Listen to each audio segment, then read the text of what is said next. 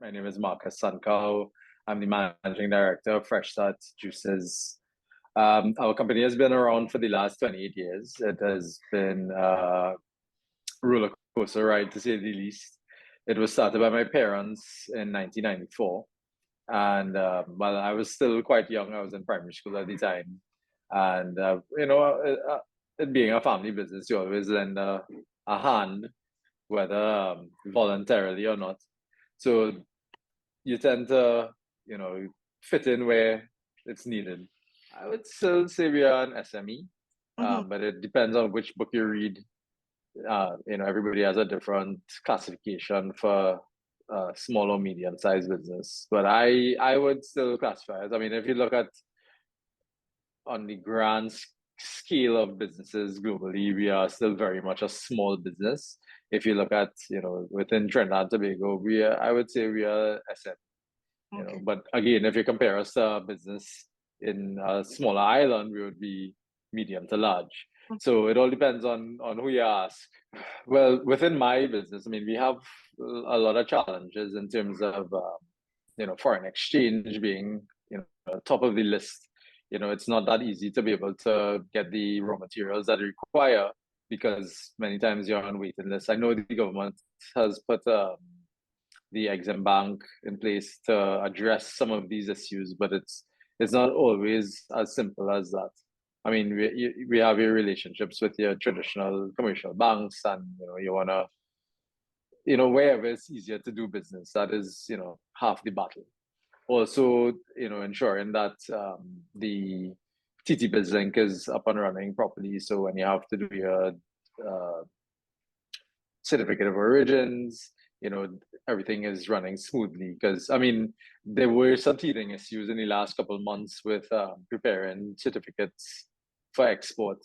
So I mean, I think most of the issues have been ironed out, but it has been challenging. There was a particular instance where we had goods on our port in another island, and for one reason or the other, we could not get the certificate done in time. So the consignee had to incur a lot of rent to to make sure that, well, because the certificate of origin could not have been done in time. But it was sorted out eventually. Another thing on the wish list, I mean, it's not necessarily for the government, but looking at the broader scope of availability of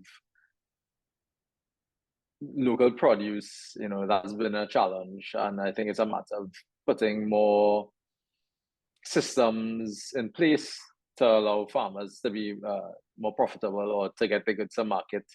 There are a number of areas where these things are being improved, but again, we always have to strive for constant improvement and make sure that we're doing the best that we can at any particular point in time.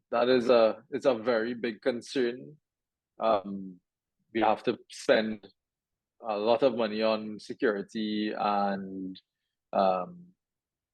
security systems to ensure or to try to reduce the incidence of crime. You have to be very cautious of how you go about doing your business, whether it is just opening and closing the factory. It's always something to be cognizant about. It affects the employees significantly because you have friends and family being robbed or worse.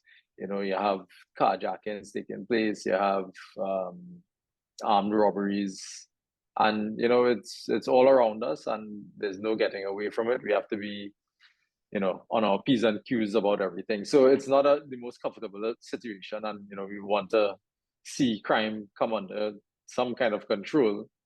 But I don't know what the government can do at this point in time to really curb those issues. I think more visibility and more patrols would make a significant difference. Come into the industrial parks, come into business areas, and be seen, be present, consultation with the community to understand exactly where the the areas that may be of issue are. If you have particular elements within the area who are causing trouble. Because I mean, you have the organized crime, but they also have the petty issues as well that can be dealt with fairly easily. And that just requires some more presence of the police every day. I think something that we have to be very wary of as a nation or a small nation is that there are a lot of inflationary pressures that are about. We, with wars looming and going on, it has affected our raw material pricing and availability. So even though COVID is pretty much over, there are still other issues that we have to deal with. And with those pressures, there will come increased costs, as well as we're going to have increased costs in electricity and potentially fuel in the future. So all these costs will have to be borne by someone. The business community has absorbed a lot of costs over the last 4 years, and it's coming to a point where it's going to drive the cost of goods up. We do the best that we can in order to maintain prices and costs, but it's not. There's only so much that businesses can absorb.